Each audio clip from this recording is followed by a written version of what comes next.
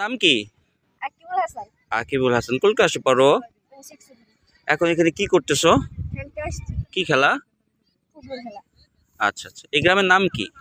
দুশেরপাড়া। দোসরপাড়া না? থানা? সিরাজদি খান। জেলা? জেলা মুন্সিগঞ্জ। এই গ্রামের সৌন্দর্য কি আমাকে একটু বলো তো।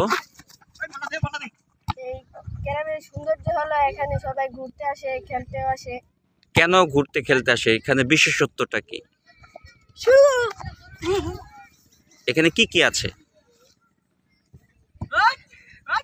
বলো। এখানে মাঠ আছে, আর তারপরে নদী আছে, বড় বট গাছ আছে। আচ্ছা, আর কি আছে? নদী আছে, লালনের আখড়া আছে, তাই না? লালনের বাড়ি আছে। লালনের বাড়ি আছে। এখানে কখন কখন লালনের গান হয়? শীতের সময়। শীতের সময় হয় না? শীতের সময়। আচ্ছা আচ্ছা।